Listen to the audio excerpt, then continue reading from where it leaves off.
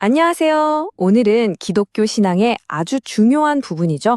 바로 재림에 대한 한 설교를 속속들이 파헤쳐 보면서 그 안에 담긴 핵심 메시지가 무엇인지 같이 한번 알아보겠습니다.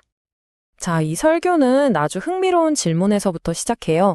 사랑하는 주님이 다시 오신다는 건데, 왜 많은 신자들은 기쁨보다 두려움을 먼저 느낄까요? 이상하지 않나요? 그래서 오늘은 이런 순서로 한번 살펴볼 거예요. 먼저 기다림에 담긴 두 가지 다른 감정을 알아보고 왜 기쁨이 두려움으로 변하는지 그 위험 요소들을 짚어볼 겁니다. 그리고 나서 확실한 약속의 징조와 그럼 우린 어떻게 살아야 하는지 그 해법을 살펴본 뒤에 마지막으로 이 모든 기다림의 끝에 있는 보상이 무엇인지 이야기해 보겠습니다. 설교가 가장 먼저 짚고 넘어가는 게 바로 이 지점이에요. 똑같이 주님의 재림을 기다리는데 왜 어떤 사람은 막 설레는 마음으로 기뻐하고 다른 사람은 불안하고 두려워하는 걸까요? 그 차이가 어디서 오는 걸까요? 여기서 설교는 정말 멋진 비유를 하나 드는데요. 신자와 주님과의 관계는 곧 돌아올 신랑을 기다리는 신부의 마음과 같아야 한다는 겁니다. 두려움이 아니라 사랑과 설렘으로 가득 찬 그런 관계 말이죠. 이게 왜 정말 와닿냐면요. 어려운 신학적인 개념을 우리 모두가 바로 이해할 수 있는 이야기로 풀어주기 때문이에요. 사랑하는 사람이 돌아온다는 소식을 들었을 때의 그 기쁨, 바로 그 마음이 재림을 대하는 가장 이상적인 자세라는 거죠. 그런데 말이죠. 이렇게 기쁘게 기다려야 하는데, 이걸 방해하는 것들이 있다는 거예요. 설교는 여기서 두 가지 아주 큰 위험을 지적하는데, 그게 바로 속임수와 무관심입니다. 첫 번째는 속임수예요. 몇 월 며칠에 주님이 오신다. 이렇게 정확한 날짜를 안다고 주장하는 사람들이죠. 설교는 이런 불확실성을 이용하는 사람들에 대해 아주 강력하게 경고합니다. 성경에서는 분명히 그날과 그때는 아무도 모른다고 했으니까요. 그리고 두 번째 위험은요. 어떻게 보면 더 교묘하고 우리 일상 속에 깊숙이 들어와 있어요. 바로 무관심입니다. 매일 먹고 사는 문제에 너무 바빠서 정작 중요한 영적인 준비는 까맣게 잊어버리는 거죠. 설교는 이걸 노아의 시대에 빗대어 설명하는데요. 정말 극명한 대조를 보여주죠. 한쪽은 그냥 먹고 마시고 결혼하고 늘 하던 대로 일상에 완전히 빠져 있어요. 그런데 다른 한쪽은 다가올 일에 대한 경고를 듣고 묵묵히 방주를 짓습니다. 이 두 가지 삶의 태도가 어떤 다른 결과를 가져왔는지는 우리 모두가 잘 알고 있죠. 아니, 그럼 날짜도 모르는데 어떻게 확신할 수 있다는 걸까요? 그쵸?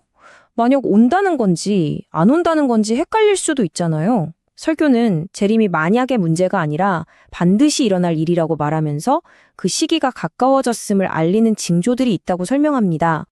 설교에서 말하는 대표적인 징조 두 가지가 바로 이건데요. 복음이 온 세상에 전파되고 아주 큰 환란의 시기가 온다는 겁니다. 그러니까 이게 몇 월 며칠 이렇게 날짜를 알려주는 게 아니고요. 마치 계절이 바뀌는 것처럼 때가 가까워졌구나 하는 신호라는 거죠. 이 무화과 나무 비유가 참 재밌죠. 나무에 싹이 돋는다고 내일이 바로 여름이야 하진 않잖아요.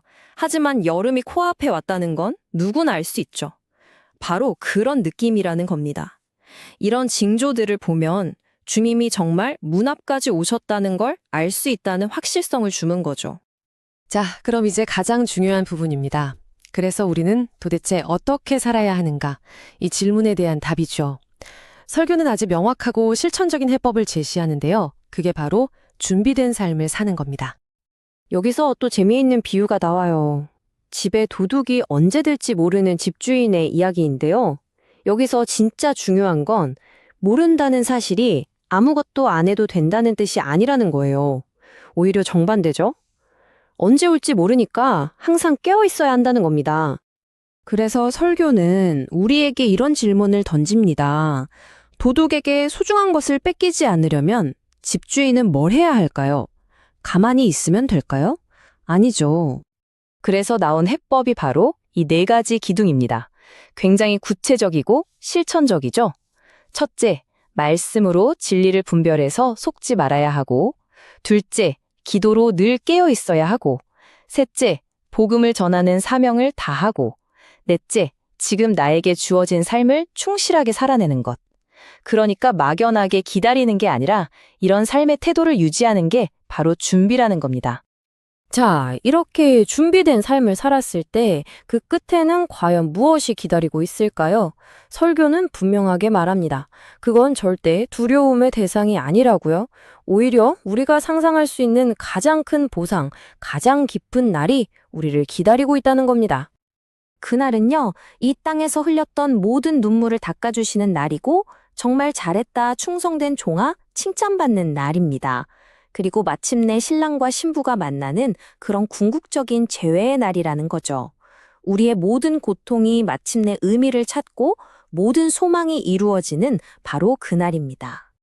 결국 신실하게 기다린 사람들에게 그날은 심판이나 두려움의 날이 아니라 바로 이런 기쁨과 영광 그리고 모든 희망이 이루어지는 그런 날이 될 거라는 약속인 겁니다. 그리고 설교는 이 하나의 질문을 우리 각자에게 남기면서 마무리됩니다. 어떤 대단한 신학적 지식이나 정보가 아니라 바로 오늘 나는, 우리는 어떻게 준비하고 있는가 하는 이 질문이야말로 우리가 가슴에 품고 돌아가야 할 가장 중요한 메시지가 아닐까 싶습니다.